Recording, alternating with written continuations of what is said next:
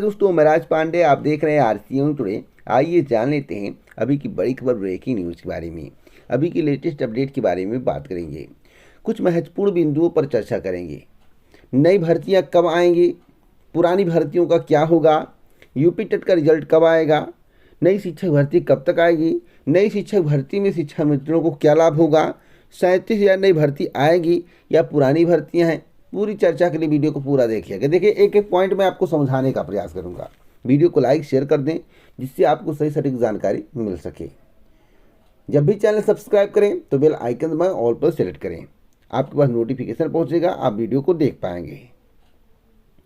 नई शिक्षक भर्ती की सबसे पहले मैं चर्चा करूंगा। नई शिक्षक भर्ती के इंतजार में लाखों अभ्यर्थी बैठे हुए हैं। नई शिक्षक भर्ती 97,000 पदों पर आएगी या नहीं आएगी, आपके जहन में सवाल है। हमने पहले ही स्पष्ट किया है, आप एक मुश्त जो 97,000 शिक्षक भर्ती मांग रहे हैं वह नहीं आने वाली है। आज नोट कर लो, जो भी बीजेपी के द्वारा घोषणा पत्र में जिक्र किया गया है उस पर ही अमल किया जाएगा। कितना अमल होगा समय बताएगा, लेकिन उस पर ही अमल किया जाएगा।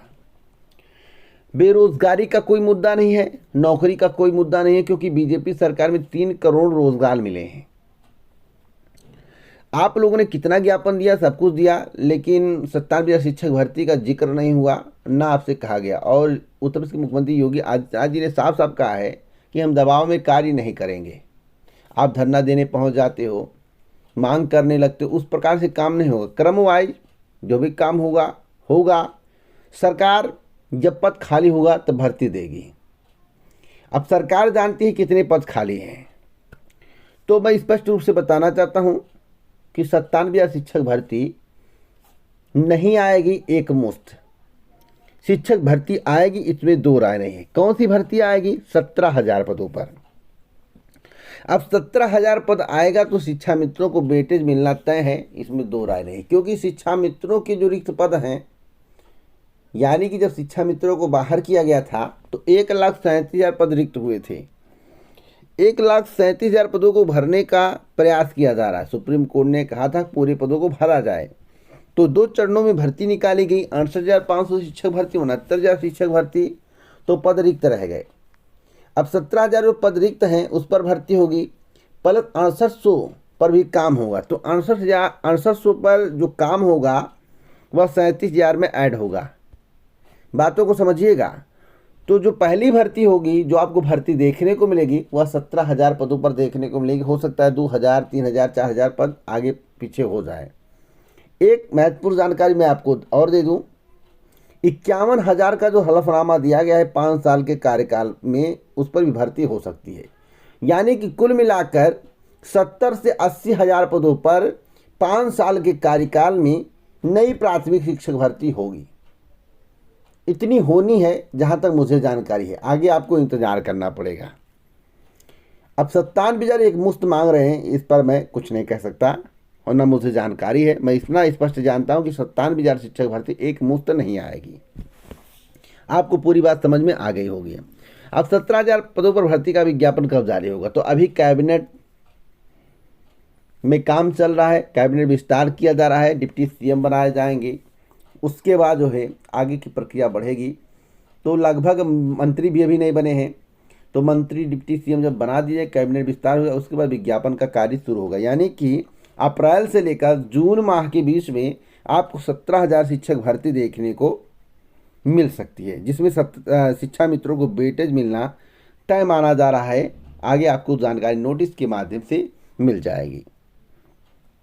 एक और महत्वपूर्ण जानकारी दे दूं, 37,000 पदों को लेकर। जैसा कि समाचार पत्रों में आप लोगों ने पढ़ा, कुछ लोग कहते हैं कि आप निगेटिव सोच रखते हैं। भैया निगेटिव नहीं, स्पष्ट बताता हूं, सही बताता हूं। अब 37,000 नई भर्ती है या पुरानी भर्ती है, सभी के जहन में एक सवाल है। देखिए, 37,000 पुरानी भर्ती है। कैसे? 17,000 प्राथमिक शिक्षक भर्ती ऐड कर लीजिए, जो कि 68,500 शिक्षक भर्ती, 69,000 शिक्षक भर्ती, यानी कि शिक्षा मित्रों को जो बाहर किया गया उसके रिक्त पद हैं 17,000। उत्तर प्रदेश लोक सेवा आयोग के माध्यम से लगभग 2,500 या 3,000। उत्तर प्रदेश माध्यमिक शिक्षा सेवा चयन बोर्ड की भर्ती, उत्तर प्रदेश पीएनपी के माध्यम से भी भर्ती, यानी कि 6800। तो आप पदों को ऐड करते जाइएगा। एडेड जूनियर हाई स्कूल शिक्षक भर्ती कुल मिलाकर लगभग 37,000 पदों पर भर्ती प्रक्रिया को पूरा किया जाएगा। अब कोई ये समझ रहे कि नहीं एक मुश्त 37,000 नई शिक्षक भर्ती आने वाली है टीजीटी पीजीटी की या कुछ, तो आप इस भ्रम में मत रहिएगा। जो सही जानकारी है मैं आपको दे रहा हूँ, आपको मेरी बात समझ में आ रही होगी। चलिए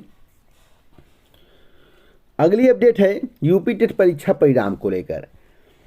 यूपी टेट परीक्षा परिणाम कब तक आएगा, सभी के जहन में सवाल है। हमने आपसे बोला था थोड़ा वक्त लगेगा, होली का भी समय है। अब प्रस्ताव भेजने की तैयारी चल रही है।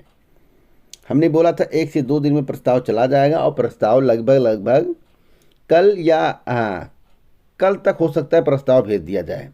20 के आसपास आपको परिणाम देखने को मिल जाएगा, 1 दिन 2 दिन आगे, 1-2 दिन पीछे। अगली खबर लेखपाल भर्ती को लेकर है। लेखपाल भर्ती को लेकर सभी के जहन में सवाल है। वैसे आवेदन सभी ने किया है, ज़्यादातर लोगों ने किया है। कौन मुख्य परीक्षा में बैठ पाएगा, सभी के जहन में एक सवाल हो, परीक्षा कब होगी। देखिए लेखपाल भर्ती से लाखों लोग बाहर होंगे। क्यों होंगे? क्योंकि पदों के सापेक्ष 16.5 गुना से लेकर 18 गुना अभ्यर्थियों को बुलाया जाएगा। कितना? 16.5 से लेकर 18 गुना अभ्यर्थियों को मुख्य परीक्षा के लिए बुलाया जाएगा। अब आपके जहन में एक और सवाल होगा, परसेंटाइल क्या होगा। तो हमने आपसे बोला था कि 65 से लेकर 68 तक जो है जिनके नंबर हैं उनका सिलेक्शन हो सकता है। 65 से लेकर 68 के बीच में मेरिट रह सकती है, उनका पक्का है सिलेक्शन होना मुख्य परीक्षा के लिए। अब मुख्य परीक्षा कब होगी, आपके जहन में एक और सवाल। मैं जनरल की बात किया हूं, 65 से 68